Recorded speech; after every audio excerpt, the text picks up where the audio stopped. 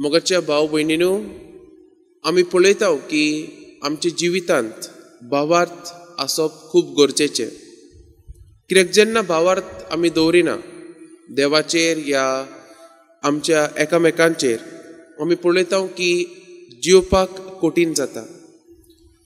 आनी जिवितांत आमी पळयता की जेन्ना आमकां खंयच्या गोश्टाचेर कांय खबर ना जाल्यार आमकां भिरांत दिसता, जीव खासावीस जाता. आनी जेन्ना आमकां खबर आसता कितें जातलें, हें जातलें तें जातलें, तेन्नाय आमकां भिरांत दिसता. आनी म्हणून गरजेचें की आमी देवाचेर भावार दवरचो आनी सगळें ताच्या हातीन दवरचें. आयच्या शुभ वर्तमानान आमी पळयता की जेजू आनी पेद्रूची गजाल. जशे तरेन जेजू पेद्रूक 3 फावटी विचारता, पेद्रू तूं म्हजो मोग करताय. आनी आमी पळयता की ह्या गजालींतल्यान आमकां कळटा की आमी कितलीं जेजूक नाकोरले जाल्यार, कितली व्हडली पातकां आमी केल्यार देवाचो बोरवासो आनी जेजूच्यो बासावण्यो ताचो कोरार आमचे थंय नोपत जायना. जेजूचो मोग आसा तो उणो जायना.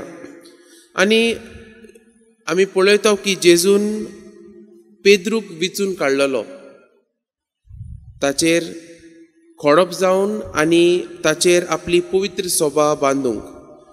पूण आमी पळयता की जेन्ना वेळ आयलो जेजूक गोवायकी दिवपाक, पेद्रू भियेलो आनी ताणें जेजूक 3 फावटी नाकारलो. तशेंच आमी पळयता की जेन्ना आमच्या जिवितांत कश्ट येता, जेन्ना आमच्या जिवितांत अडचण्यो येता, तेन्ना खुबशे फावटी भिरांतेन आमी जायती फावटी जेजूक नाकारता आमच्या कोरण्यांनी आनी आमच्या उतरांनी. पूण आमी पळयता की तरी आसतना जेजू आमकां सोडिना. जशें तेणें पेद्रूक सोडूंक ना, तसोच जेजू आमकां सोडिना आनी सदांच आमकां वाट दाखोवपाक तो आमची मदत करता.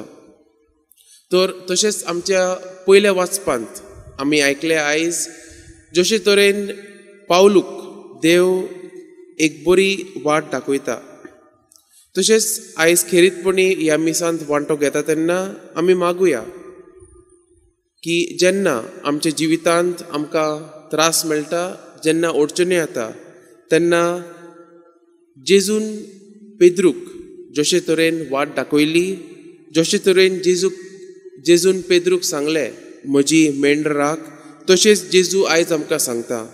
आनी हेच करूंक जेजूची कृपा ह्या मिसांत आमी मागुया.